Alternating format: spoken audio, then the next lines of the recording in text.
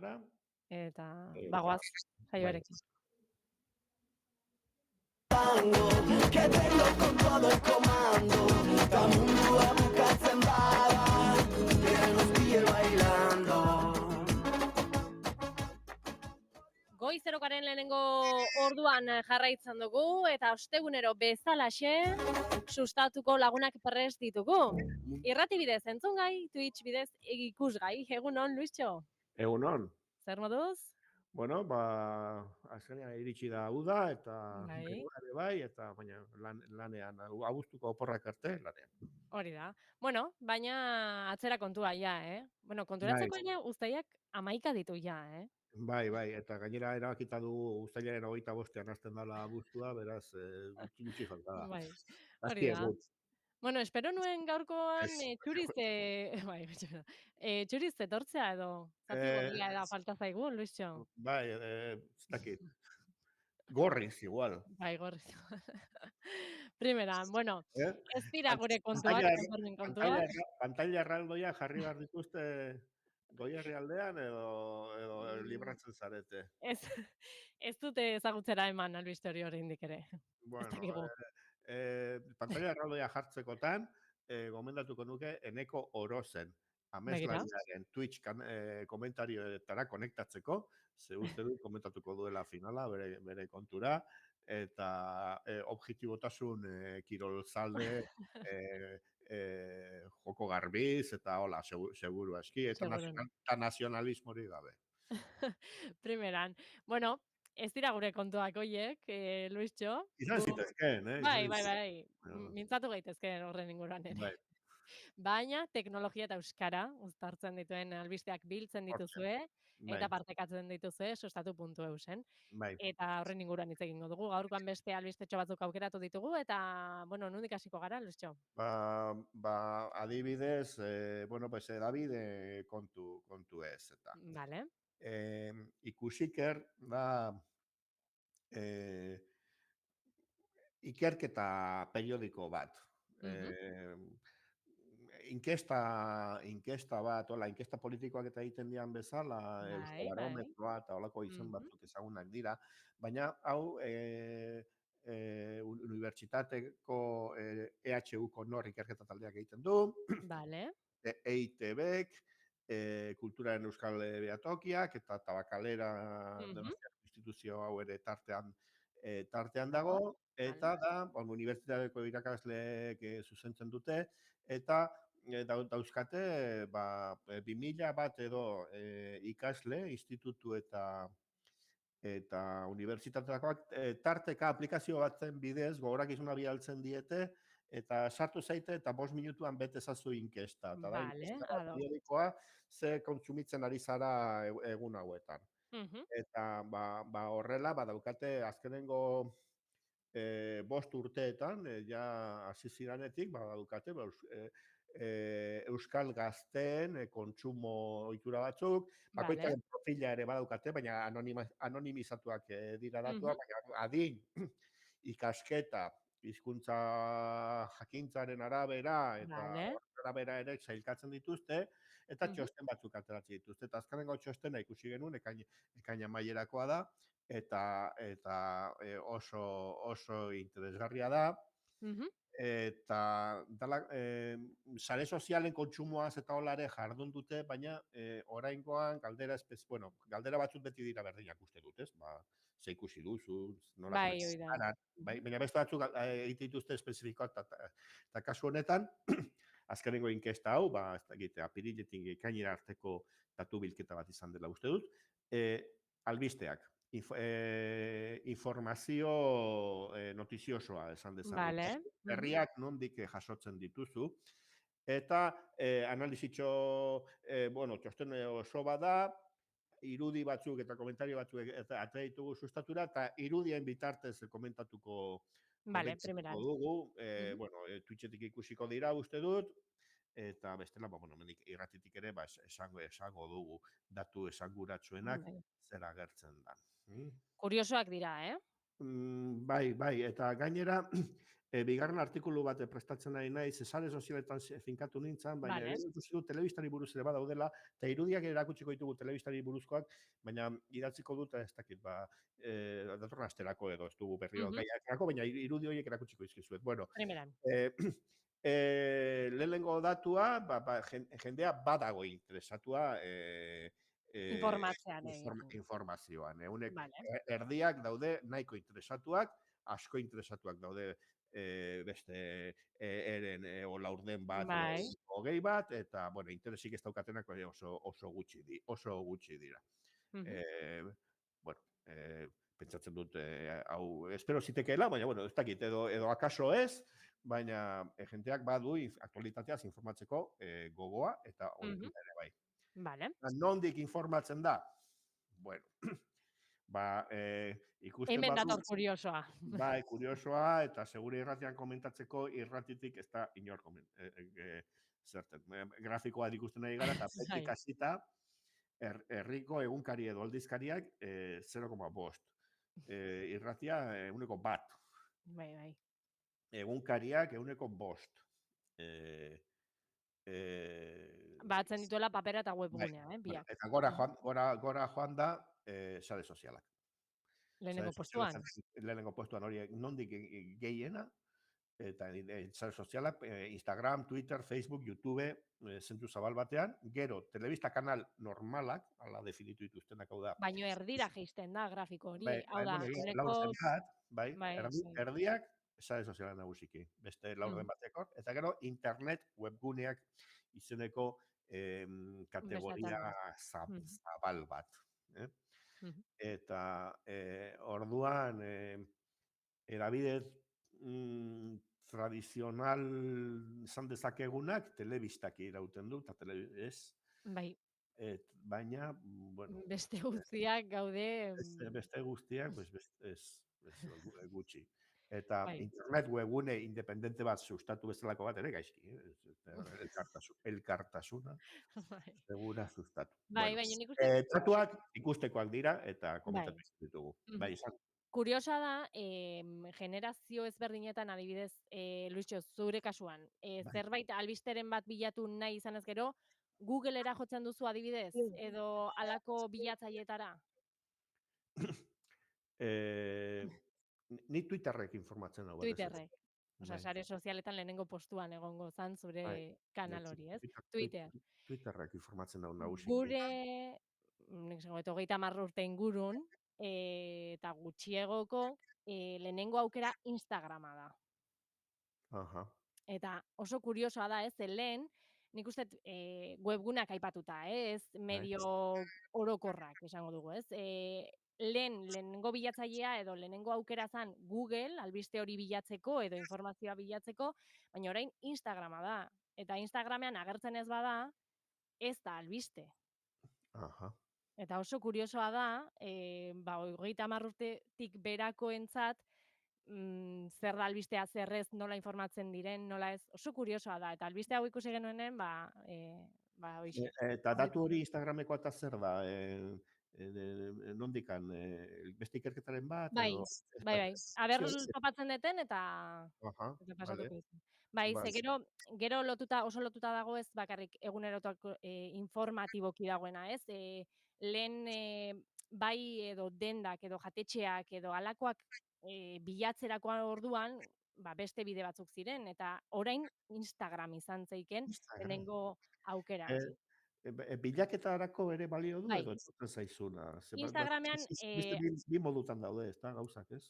Bai, Instagramean adibidez bilatzen duzu, gustoko duzun, edo adibidez, oporretara zoaz, eta badakizu, herri horretan, 3 o 4 jatetxe daudela. Orduan, lehenengo bilatzailea, lehenengo bilaketa hori egiten duzu Instagramean, ea Instagramean dauden. Eta Instagramean baldin badaude, beste puntu bat dauke, azkenen erakusleio modura ematen da, eta Instagramean agertzen ez bazara, beste konnotazio batzuk hartzen ditu. Sustatu ez dago Instagramen. Bai, baina orain dela hilabete batzutik ona, Susto hartu zenuten hori irakurritakoan. Bai, pixka Pixkat. bat, bai. Esan genuen, Bidali bueno, behar diazu, dena delakoa. bai, aber bilatzen dugu, baina bai kuriosa da ez, nola aldatu den eta nolako garrantzia hartzen ari diren beste sare sozial batzuk. Vale. Bueno, Informatzeko eta bilaketak egiteko. ok. Mm. Bueno, segituko du Bai, bai, grafikotxo batzuk hori da. ikusten. Parentesis hau itxiko deu. Urrengoa, begira, honetan, nik Twitter aipatu dut, zuk Instagram, eta horiek dira gehien erabiltzen direnak. Baina emakumezkoek gehiago erabiltzen dute Instagram eta gizonezkoek, bueno, Twitter. neska eta mutilek esan beharko genuke, kasu Bai. honetan, Twitter gehiago. Gero TikTok, YouTube, WhatsApp eta Telegram, asko erabiltzen dira, baina ez informazioak. Ez informaziorako. Kanal bezala, Facebook hilda dago, eta Twitch ere, ez dakit, informatzeko behintzat, ez. Entretenimendurako agian gehiago. Segurasko. Bai. Beste grafikotxo batera goaz, zer nahi, albiste informatzeko modua zein den ere, albistea ikustea gehiago nahi izaten du jenteak, erdiak, irakurtzea laurden batek, eta entzutea euneko 10 batek, ez? Orduan, irrati eta podcast mundua, bueno, podcastak ere gaur egunean neurri handi batean iruditzen zait bideoak dirala. Bai, gehienak bideoak dira, gehienak bai. YouTubeko kanalak dira, ez? Bai. Eta, bueno, orduan podcastaren kontzeptuaren modatan ikuste dut albisteak ikustea faktorian barruan egitatu dela. Beste grafiko bat telebistagiako albistea ikusteko meditazioa izartuko gara telebistaren kontuan.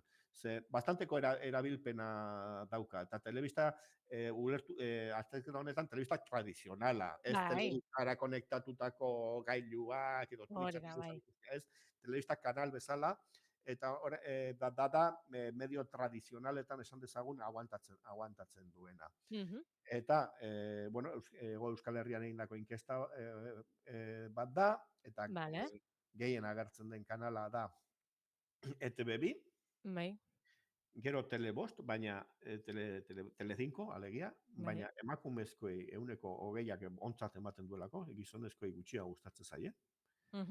Antena 3, FDF, ETB bat, 5. posizioan dago, eta beste batzuk hortik behera. La Sexta adibidez, mutilek nahiago, neskek baino. Oso markatuta dago diferentzia hori, Bai, eta uste dut beste grafiko baten ere ekarri dudala,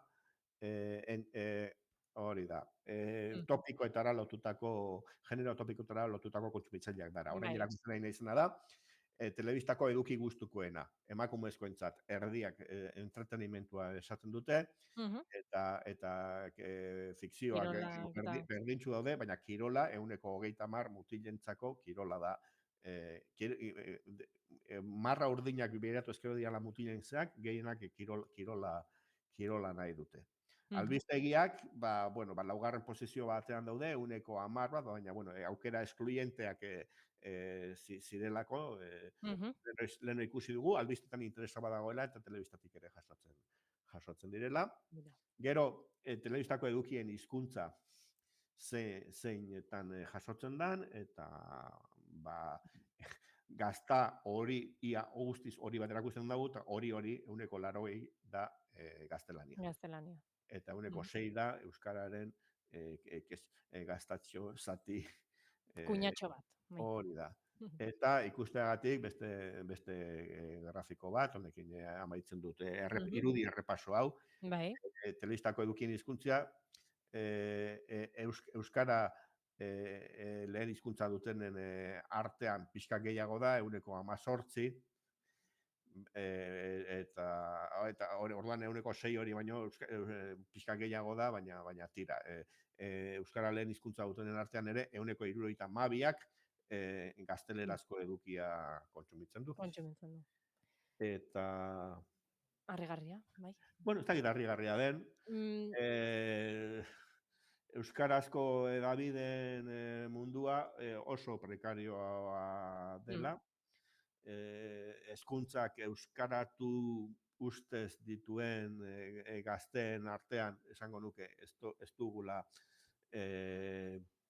irismenik, nolabait esatearren, baina datuak ikusi egin behar dira eta jakin egin behar dira. Eta, bueno, artikulu bat idatzi genuen, oin dela, bueno, ez dut joan den ostialean izan zen, gero beratu nuen telebistako grafiko hauek ere interesgarriak dira, eta beste bat, hurrengo astera bitartean, sustatun, hortxe prestatzen nahi naiz irudi hauekin. Ez dugu datorren astean komentatuko, baina bidaltzen badiazu beste analizitxi hori, bale. Osatuko dugu, bai. Primeran, eta nola maituko dugu tartea, Luisio? Bueno, aplikazio bitxi baten berri jakin genuen, Alex Gabilondo da irakasle eta teknologo bat Donostiako institutu batean lan egiten duena, eta informatika zenkargatzen da, eta divulgatzaile bada, bloga daukan divulgatzaile bada, eta komentatu zuen oin dela aste batzuk, sistema bat aurkitu duela, PDF-ak eta EPUB-ak, hau da, dokumentu digitalak, irakurtzeko mugikorrean, edo tabletean, hau da. Audioliburu bat balitz bezala, daukazu zera, eta alpertuta zaude, edo kaskoekin entzun nahi duzu liburua, baina hori nola egin euskarazko ahots batekin, eta horri ibili da ze sistema deskubritzen, eta, bueno, truko esango dugu, azalduta dago artikulu baten PDF-ak eta EPUB-ak euskaraz entzun, hori dago sustatu den zerean, baina hemen labur bilduz, bi behar dira, bata da librera izeneko aplikazio bat, horrek da dokumentuak irakurtzeko sistema bat, PDF bat adibidez, modu irakurgarri batean jartzen dizuta, ez mugikor batean PDF bat bialtzen dizutenean, behar dituzu zabaldu, itxi, menua nola dago, bueno, disparatu hori ondez, modu irakurgarrian, eta dauka ahots interfazan dauka botoi bat, eta kasko batzu egin, eta horrela entzuten da, baina euskera zentzuteko behar dena da, beste aplikazio bat, AOTTS, izeneko gauza bat, eta horrekin probatu dugu, eta da, ahots bat, ez da lehengoan adimen artifizialarekin Scarlett Johanssonen egiten zuen ahots hain naturala ChatGPT-ren enpresak sortu duena bezalakoa, ahots mekanikoago bat, baina teknologia ahola bizeneko EHU-ko ikerketa edo lantalde batek egina da, ez da adimen artifizialarekin lotuta dagoen gauza bat, baizik teknologia simpleago, baina praktiko bat, eta ibili badabil, moldatzen duzute bere zera, velozidadea, doinuaren zer batzuk, eta ez hori bakarrik, ikusi nuen, ibili nintzen, Alex Gabilondo delako honen blogian begira, eta ahots delako tresna hau lotzen da mapa aplikazio batekin ere bai. Izena duena Organic Maps. Eta gaur probatu dut, artikulu idatzi, baina argibideak Google Mapsek ematen dizun bezala, ematen zizkiran, bidea banekien, bulegora etortzeko, baina ere probatu dute autoarekin, eta esaten zidan, biribilgunean lehen irteera. Eta orduan, ahots instalatu ezkero, eta beste aplikazio hori ere bai, euskarazko jarraibideak mapetan, Google Mapsen, baizik eta mapa libreekin, baina nahiko ondo Euskal Herrian nahiko ondo estalia dago, mapan aldetik eta bideen aldetik, eta jarraibideak euskaraz txukun. Hori beste artikulu baterako. Gaur, aurreapenak ematen nabil, baina, bueno... Bai, etorriko dira. Egin behar dira, eta, bueno, hortzi biltzen gara. Ikerketa egiten duzutela, entzulei esan ere. Gauza bat idatzi, eta hemen beste kontu bat ere badago. Primeran. Bueno, horixe, bi aplikazio baliogarriak euskarako ahots hori entzuteko gure gailuetan, eta laxe amaituko dugu tartea, Luisio. Mila esker, beste ostegun bat gurekin egotagatik, eta hurrengora arte. datorren astean elkartuko gara. Ondo izan. Agur. Agur.